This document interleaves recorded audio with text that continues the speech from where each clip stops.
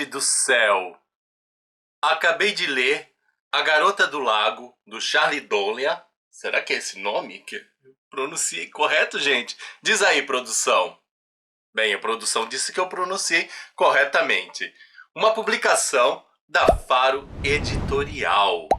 E olha, gente, eu estou admirado porque muitas pessoas compraram esse livro e deixaram essa obra encalhada em sua estante. Dizem que é um dos livros mais vendidos, porém um dos menos lidos.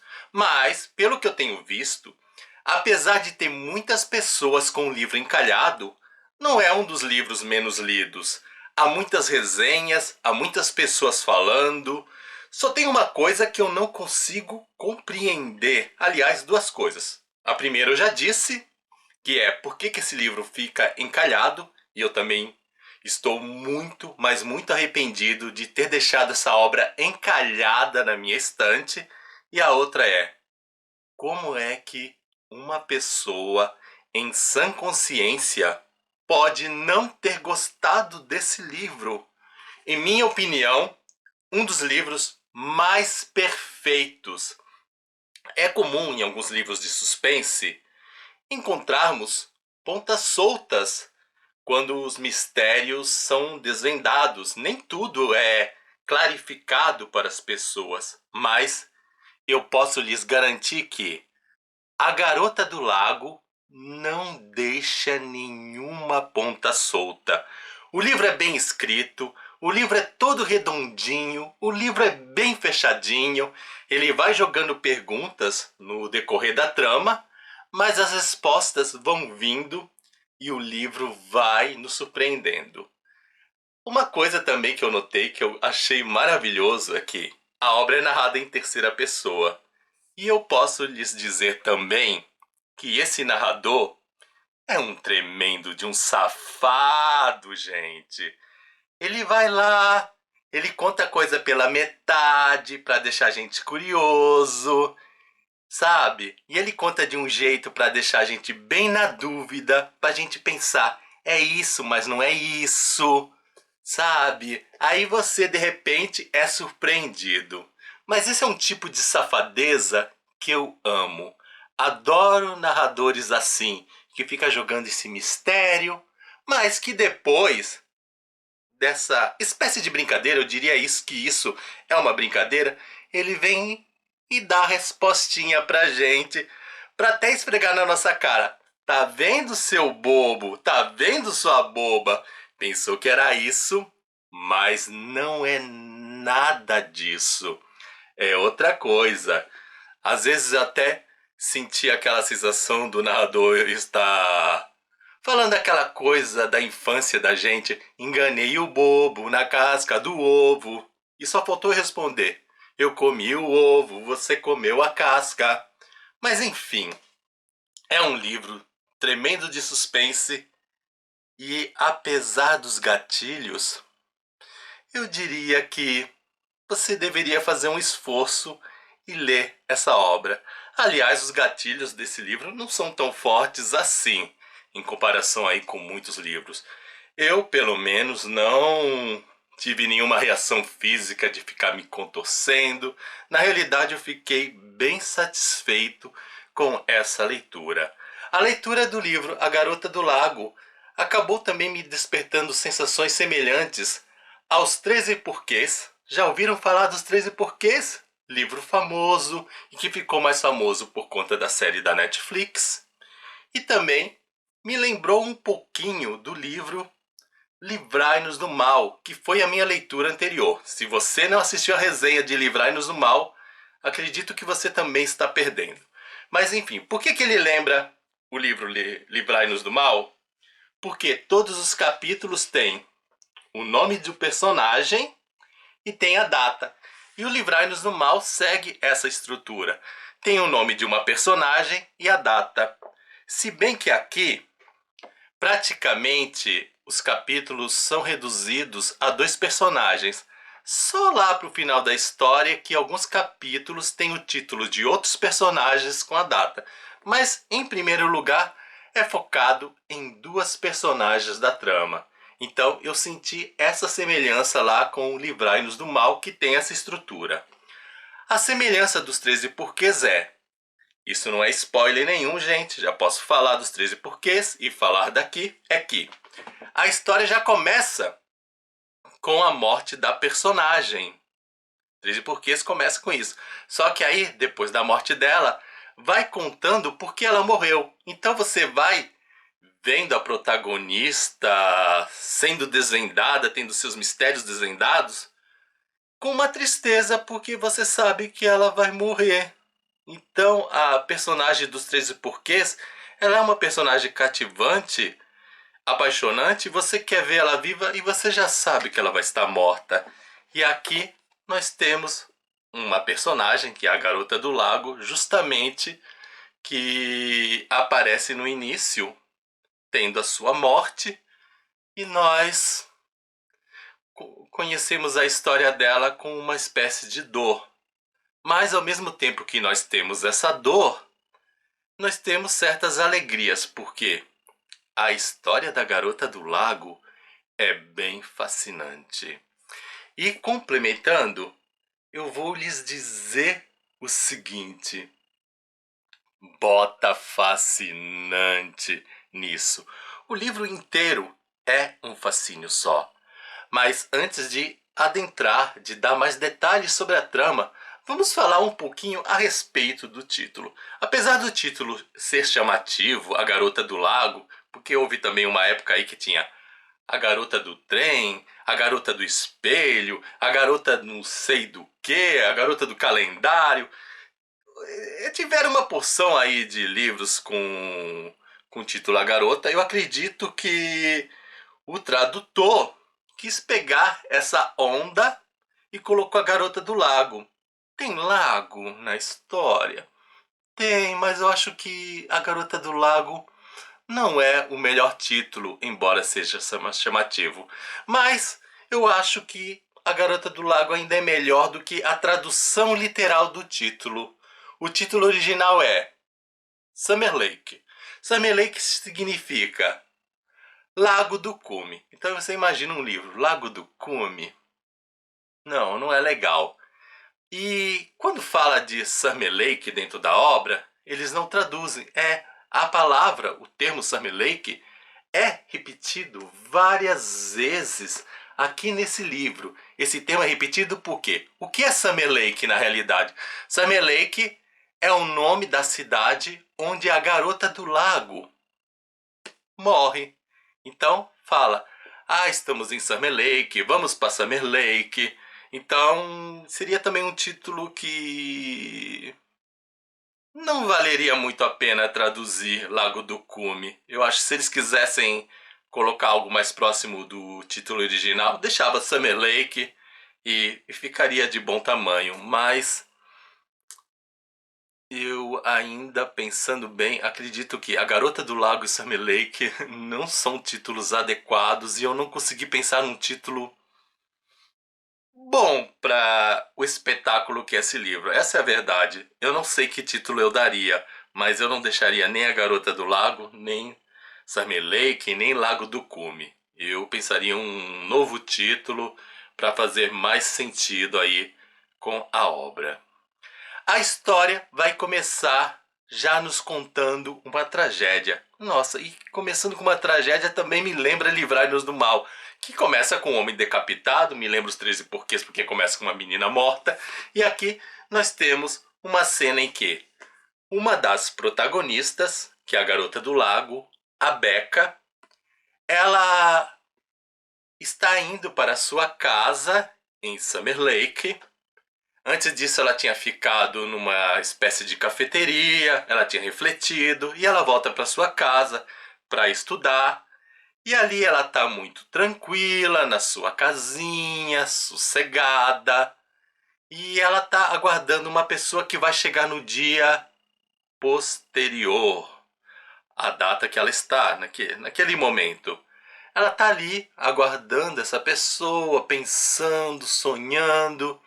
E de repente alguém mexe na porta. Na primeira vez que a pessoa mexe na porta, ela não escuta o barulho, porque ela está fazendo seus afazeres, tomando banho. Mas de repente ela escuta e, diga-se de passagem, a casa tem um sistema de alarme.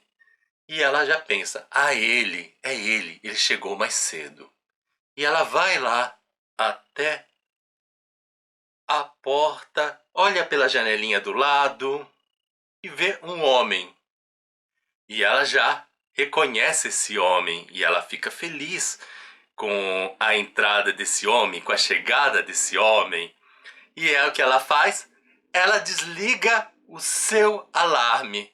Então o alarme que estava vermelho, lá o sistema de alarme, fica verde e ela abre a porta para esse homem. E assim já começa a ficar uma dúvida, ué, ela estava esperando esse homem, parece que esse homem, a princípio, ele deveria ter as chaves da casa, mas eu não sei se deveria ou não deveria. Mas enfim, rola um mistério aí em torno desse homem, mas ela fica feliz e ela abre a porta. E aí o narrador não dá muitos detalhes, aí já começa o narrador ter aquele seu jeito de mentiroso, de ficar escondendo as coisinhas. E a Becca, ela é extremamente violentada, espancada. O que ele faz exatamente com ela não fica claro, mas com o decorrer da trama a gente vai descobrindo alguns detalhes aí do que ele fez, com ela. E esse homem, depois de bater nela, a deixa viva. Ele não chega a matar, ele a deixa consciente. E a cena termina com a Becca preocupada com alguma coisa que a gente não entende por que ela está preocupada. Fala a preocupação, mas por falta de informações nós não entendemos o sentido dessa preocupação. E aí acaba o primeiro capítulo. Cena brutal, cena que nos prende, cena que nos deixa bem curiosos para entender por que ela abriu a porta para esse homem e se esse homem era assim conhecido, meio que ela estava esperando, dá para dar a entender que ela estava esperando esse homem. Por que esse homem bate nela assim e ela não esperava isso? E por que esse homem, se ele bateu nela, fez o que fez, deixou ela viva? Por que não matou? Geralmente, se a pessoa vai lá, mata. Até porque, se deixa ela viva, consciente, qual é o risco que esse homem sofre? Dela dedurar. Aí vamos seguir o segundo capítulo. Aí o segundo capítulo tem a apresentação de uma nova personagem, que é a Kelsey. A Kelsey estava de licença médica do seu trabalho e ela retorna ao seu trabalho. Acabou a licença e a Kelsey ela tá meio que triste, meio perturbada com essa volta. Ela não quer muito alarido em torno do seu retorno aí. Ela quer entrar lá pro seu trabalho e ficar tranquilinha. Nós vamos descobrindo que a Kelsey é uma repórter investigativa. Nós não temos noção de qual foi a doença que levou ela a pegar essa licença, mas nós já ficamos sabendo que ela é uma repórter investigativa de uma revista. Então ela escreve textos sobre crimes e ela escreveu um livro aí famoso. E ela, sim, é uma pessoa admirável, mas que teve algum problema de saúde, alguma coisa estranha ocorreu com ela, algo muito forte que fez com que ela tirasse essa licença. Na minha opinião, essa Kelsey ela é semelhante a Daniela Beck. Já ouviu falar da Daniela Beck? Daniela Beck é uma grande escritora brasileira e ela escreve livros inspirados em fatos reais, livros sobre crimes, coisas fortes. Então, digamos que a nossa Kelsey é bem semelhante a Daniela Abex. E falando de Daniela Abex, eu fiz algumas resenhas aqui no canal do livro da Daniela Abex, então vale a pena assistir e eu pretendo fazer resenhas futuras também aí da Daniela Abex, porque a Daniela Abex, ela abafa. Mas voltando à nossa Kelsey, a Kelsey voltou de licença e o seu chefe, o dono da revista, faz algumas perguntas. Nós vamos percebendo assim que eles meio que discutem, mas é uma discussão saudável, é uma discussão tipo relação pai e filha. Esse homem, o dono da revista, ele tem uma presença paterna grande na vida da Kelsey. Então ele pergunta, ela fica irritada, eles se irritam, mas eles são amigos, eles estão de boa na realidade. E o dono da revista propõe que nessa volta, para ela melhorar, eu não sei como, mas eu acho que é por conta do serviço dela de ser uma repórter investigativa, eles, ele manda para que ela melhore, ela ir a Summer Lake escrever um artigo sobre a morte da Becca. Até porque a morte da Becca está causando um verdadeiro burburinho, uma verdadeira confusão lá na cidade de Summer Lake. Summer Lake é uma cidade muito pequena, então é uma cidade pacífica. De repente tem esse crime horroroso, então os moradores estão agitados e ele quer que a Kelsey investigue a morte da Becca e que descubra também quem é o criminoso. Né? E a função da Becca não é exatamente ela descobrir quem é o criminoso, visto que a polícia não está cumprindo bem o seu papel. A polícia está muito devagar em relação à investigação da morte da Becca. Ninguém sabe quem é o homem, ninguém sabe nada. Mas a questão é, a Kelsey, por ser uma repórter investigativa, ela tem que saber quem é o criminoso, mas ela não precisa necessariamente descobrir. O importante é ela ter a informação. Se a polícia aqui descobre e dá a resposta para ela, tá tudo bem. Mas o problema é que a polícia não estava conseguindo nada. Então, quando a Kelsey recebe essa missão, ela vai lá na intenção de saber e ela acaba meio que tendo que descobrir por conta própria, visto que a polícia não está fazendo o seu papel. Então ela acaba meio sendo invasiva, fazendo coisas que não caberia a ela. Ela deveria entrevistar as pessoas e construir a história da Becca. Não só descobrir quem é o assassino, mas, sabe, escrever um artigo aí que vai falar da vida da Becca, como que ela era a Becca, quem são seus amigos, etc. E isso era um pouco difícil também, porque a história ela se passa aí entre 2010 e 2012. Será isso, produção? Vamos conferir se é isso mesmo ou se eu me enganei. 2012 está correto? E 2010 e 2012 é que se passa a história e as duas narrações principais que temos aqui no livro. Então, a Becca vai lá para a cidade, ela começa a investigar e nós vamos tendo narrativas que tem a Becca como personagem principal, fazendo as suas investigações, e temos narrativas que mostra. Eu falei Becca? Será que eu falei certo? Tem, mas vamos corrigir. Nós vamos ter narrativas porque eu não vou editar esse negócio não, gente. Então a Kelsey vai protagonizar algumas narrativas de investigações em 2012. Então ela vai sendo invasiva, ela vai descobrindo as coisas aí a respeito da morte da Becca. E alguns capítulos nós vamos ter um passado da Becca, começando por 2010. Lembrando que a Becca vai morrer em 2012. Então aí nós temos essa narrativa mostrando o passado e nós vamos vendo quem é a Becca. Becca é uma estudante de direito que está terminando a faculdade de direito, se preparando para uma pós-graduação, e para fazer a pós-graduação elas têm um exame tipo vestibular que precisa de aprovação, então ela precisa ter boas notas. Quem já viu o filme americano, eles têm um sistema que assim, quando está terminando o ensino médio deles, eles têm que ter boas notas para serem aprovados para uma faculdade. Aí eu descobri, depois que eles terminam a faculdade, se eles quiserem continuar os estudos, ele tem que ter boas notas na faculdade para conseguir a aprovação no curso de pós-graduação, conseguir fazer essa continuidade. Então a Becca, ela tá nesse clima. Ela tem 3 amigos, uma amiga e mais 2 rapazes.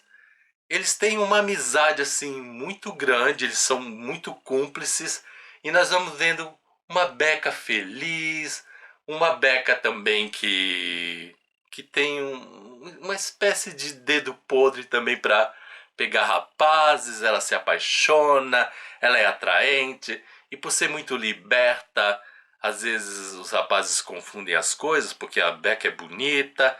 Então, algumas vezes ela não tem intenção de conquistar os rapazes, mas os rapazes ficam apaixonados. Ela se apaixona por o professor se apaixona por ela se apaixona pelos amigos, os amigos se apaixonam por ela. E aí a Becca vai vivendo livre e solta e nós vamos procurando entender durante essas narrativas da vida da Becca o que levou uma moça tão simpática, tão livre, tão liberta, tão legal a ser assassinada. Por que esse homem quis matá-la? Então a curiosidade vai ficando mais forte.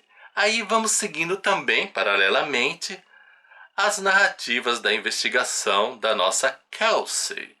E a Kelsey eu achei muito interessante porque os livros geralmente têm gatilhos. A Kelsey, na medida que ela vai descobrindo fatos da vida da Becca, os gatilhos afetam a vida dela. Ou seja, é a primeira leitura que eu conheço que o personagem é que sofre os gatilhos. Geralmente é o leitor que lê e vai sofrendo os gatilhos. Não.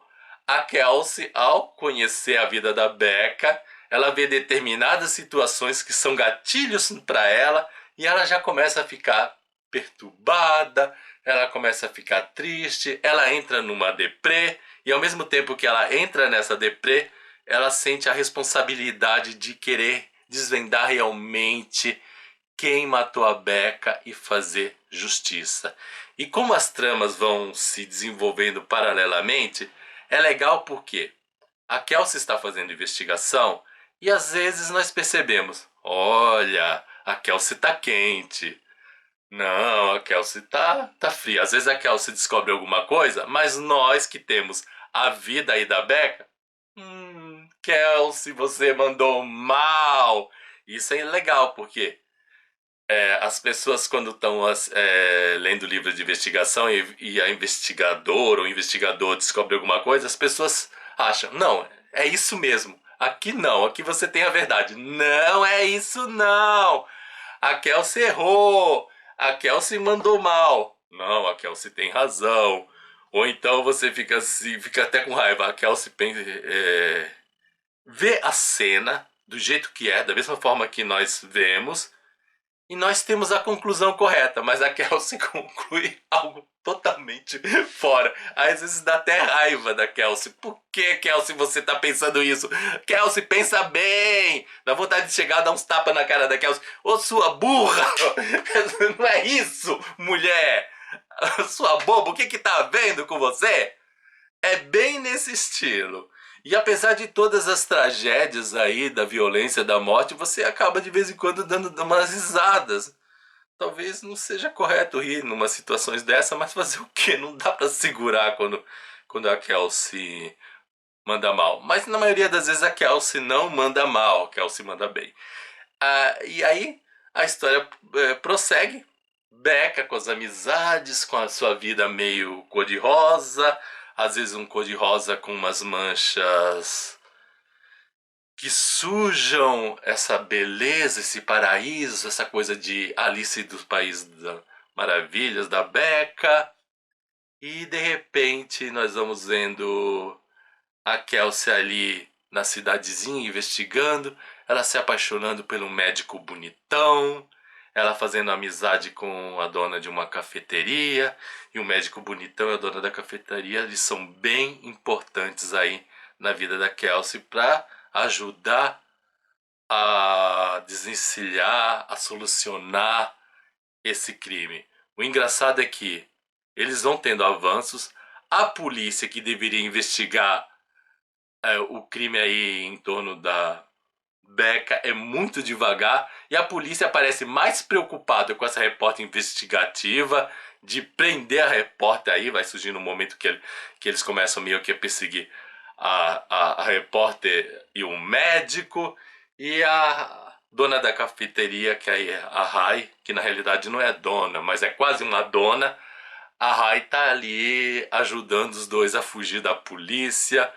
É uma história assim muito legal, porque as perguntas vão surgindo e o narrador vai zoando com a gente, mas depois o narrador vai respondendo até que a gente descobre quem é o criminoso, nós entendemos por que ele deixou ela viva e aí tudo é descoberto, tudo é solucionado, nenhuma ponta solta. Livro incrível. Eu acho assim que se você não comprar esse livro ou se você não desencalhar da estante, você está perdendo. E como eu me arrependo de não ter lido esse livro antes. Esse livro já está há um bom tempo na minha estante. E o que me fez motivar a ler foi justamente uma colega que falou: ah, é o livro mais lido aí, tem fama... Não, olha, melhor, é o livro mais vendido, tem fama de ser vendido, mas ninguém lê. Aí eu fui, mas como assim é mais vendido e ninguém lê? Aí eu descobri que não é bem assim. Muita gente lendo, muita gente se divertindo, mas também tem eu acho que é porque é muito vendido. Ao mesmo tempo que muita gente leu, muita gente deixou encalhado. Então eu já vou dizendo pra você, ó, turminha da estante calhada, leia. Leia que você não vai se arrepender. E você que não comprou, ó, na descrição desse vídeo tem um link de compra. É só pegar e comprar e é livro bom. Na minha opinião, agora sim eu posso dizer, o melhor livro da vida. Esse sim. Esse é o melhor livro da vida, bem feito, bem estruturado. Não encontrei defeito, só vi positividade nele. E é isso, gente. Agora conta pra mim. Já leram A Garota do Lago? Concorda comigo? Bem, se não concorda, 0 pra você. Tô igual um professor meu da faculdade. Quando a gente fazia alguma coisa e discordava, ele chegava pra gente e falava 0. Saudades do professor Itagiba lá da faculdade de filosofia. E é isso, gente. Espero que vocês tenham gostado. Não se esqueçam de dar o seu joinha, nem que seja por caridade. Afinal, copo d'água e um joinha não se nega pra ninguém. Tchau pra vocês e até o nosso próximo vídeo. E fique ligado porque vai surgir muito livro bom aqui nesse canal. E não se esqueça, de se inscrever no canal e ativar o sininho para receber todas as notificações, gente. Não custa nada. Ativar o sininho para receber todas as notificações é de graça.